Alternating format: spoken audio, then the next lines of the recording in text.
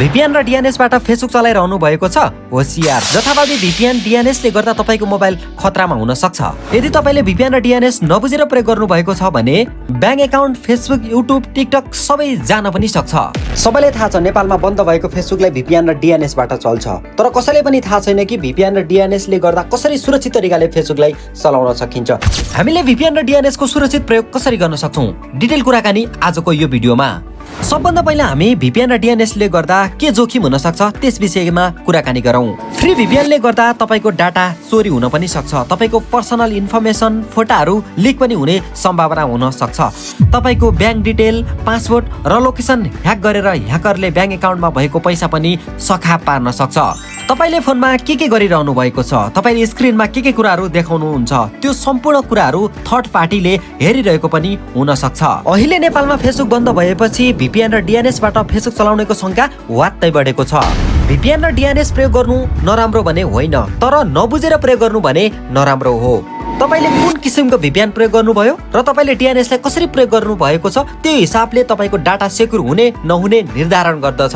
आजको यो भिडियोमा रहेर हामीले सबैभन्दा सुरक्षित तरिकाले VPN र DNS कसरी चलाउने डिटेल कुराकानी गर्नेछौँ। यो भन्दा अघिल्लो भिडियोमा हामीले बन्द भएको सामाजिक सञ्जाल पनि चलाउने र सबैभन्दा एकदमै सुरक्षित VPN जुन आइफोन र एन्ड्रोइडको लागि सपोर्ट गर्छ, त्यस्तै गरेर हामीले सुरक्षित तरिकाले DNS सेटअप कसरी गर्ने यो भन्दा पहिला भिडियो हामीले बनाइसकेका छौँ। लिंक माथिको आई बटनमा अथवा यसै च्यानलको पूर्व भिडियोमा हेर्न सक्नुहुनेछ। अब हामी कुराकानी गरौँ सबैभन्दा सुरक्षित तरिकाले कसरी VPN र DNS लाई प्रयोग गर्ने। मैले सिकाएका यी कुराहरू प्रयोग गर्नुभयो भने तपाईको फेसबुक लगायतका सामाजिक सञ्जालहरू मजाले चल्नेछन् र तपाईको मोबाइलमा भएको डाटा पनि सुरक्षित रहनेछ। आउनुहोस् डिटेल कुराकानीतर्फ लागौँ। सबभन्दा पहिला तपाईले VPN लाई बन्द गरेर मात्रै तपाईले आफ्नो मोबाइल ब्याङ्कहरू प्रयोग गर्नुहोस्। आवश्यक परेको बेलामा मात्रै VPN लाई प्रयोग गर्नुहोस् अथवा आवश्यक परेको बेलामा मात्रै DNS लाई सेटअप गर्नुहोस्। त्यो बाहेकको अवस्थामा VPN लाई डिस्कनेक्ट गर्नुहोस् भने DNS लाई पनि अफ गर्नुहोस्।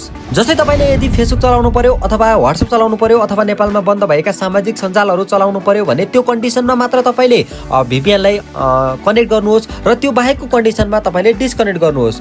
सेम तरिकाले तपाईले नेपालमा बन्द भएका फेसबुक लगायतका सामाजिक सञ्जाल चलाउनु परेको कन्डिसनमा मात्रै DNS लाई तपाईले चाहिँ DNS सेटअप गर्नुहोस् र त्यो बाहेकको कन्डिसनमा तपाईले DNS लाई पनि अफ गर्नुहोस् भन्न खोजेको।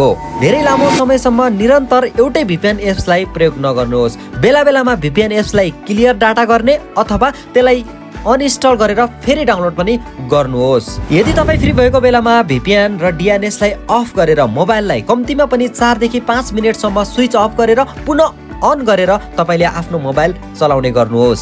तपाईले मैले भनेका कुराहरू एकदमै सुरुबाट अन्तिमसम्म जुन स्टेपहरू मैले सिकाएँ त्यही तरिकाले तपाईले आफ्नो मोबाइलमा अथवा आफ्नो जीवनमा लागू गर्नुभयो भने तपाईले बन्द भएका सामाजिक सञ्जालहरू मजाले चलाउन मिल्नेछ र कुनै पनि किसिमको रिस्क हुने छैन। तपाईको मोबाइल पनि सुरक्षित हुनेछ, तपाईको डाटा पनि सुरक्षित हुनेछ। यो तरिकाले तपाईले फर्स्टदेखि अन्तिमसम्म निरन्तर फलो गर्नुभयो भने एकदमै बेस्ट आइडिया यो रहेको छ। तपाईलाई कस्तो लाग्यो कमेन्ट गर्नुहोस्। आजको यो भिडियोमा रहेर हामीले VPN र DNS लाई कसरी सुरक्षित तरिकाले प्रयोग गर्ने भन्ने बारेमा डिटेल कुराकानी गर्यौं। लाग्छ तपाईले एकदमै सहजता भयो होला र बुझ्नु भयो होला। अझै पनि बुझ्नु भएन भने कमेन्ट गर्नुहोस् र यसै भिडियोको डिस्क्रिप्सन बक्समा हाम्रो सम्पूर्ण सोशल मिडियाको लिंक राखेको छ, त्यहाँ क्लिक गरेर हामीसँग जोइन भएर तपाईको समस्या भन्न सक्नुहुनेछ। हामीले सकेसम्म त्यसको समस्या समाधान गर्ने प्रयत्न गर्नेछौँ। आजको भिडियो यति नै। अरु कुनै पनि नयाँ अपडेट जानकारी सहित पुनः उपस्थित हुनेछौँ र तपाईको सामु भेट हुनेछ। तबसम्मका लागि बाइ।